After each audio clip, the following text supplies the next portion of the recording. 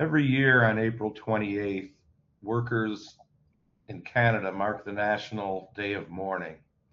And in the US, we mark Workers' Memorial Day. It's a day to remember and honor workers who've been injured, made ill, or lost their lives because of their job. Laws protecting the safety and health of Canadian workers were passed 48 years ago under the Canadian Labor Code. And today in the USA, the Occupational Safety and Health Administration, OSHA, and the National Institute for Occupational Safety and Health turned 55 years old. These laws and agencies exist because working people organized and demanded safer working conditions from their governments. But U.S. federal safety agencies have been underfunded for years, and the current administration has fired scores of agency staff and further defunded federal job safety agencies, resulting in the lowest number of OSHA inspectors and inspections ever. When no one's watching, many employers fail to do the right thing. Funding and staffing cuts will make oversight nearly impossible. Each day in the US, more than 380 workers are killed and more than 8,600 suffer injury and illness because of preventable dangerous working conditions.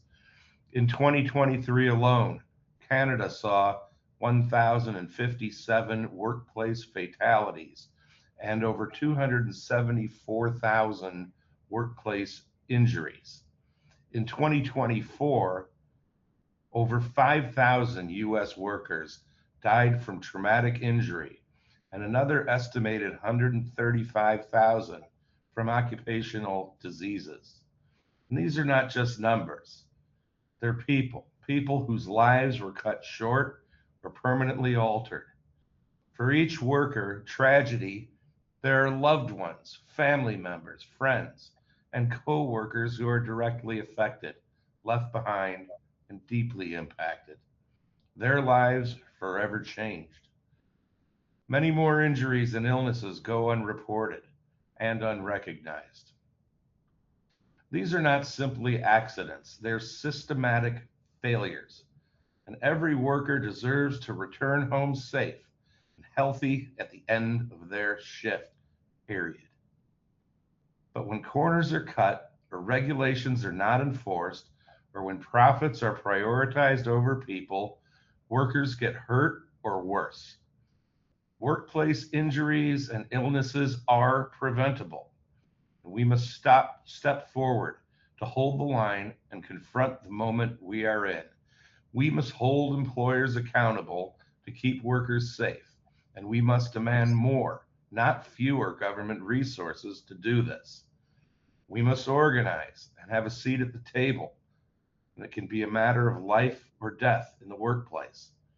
And today, we come together in remembrance and solidarity to reflect on the lives forever changed by workplace tragedies and to recommit ourselves to ensuring that workers return home safely at the end of each day.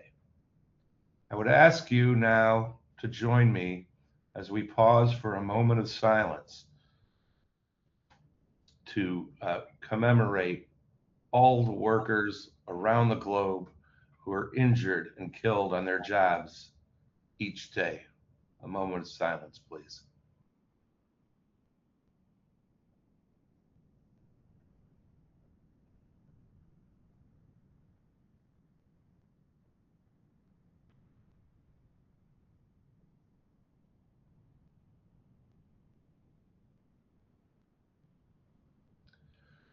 Thank you very much.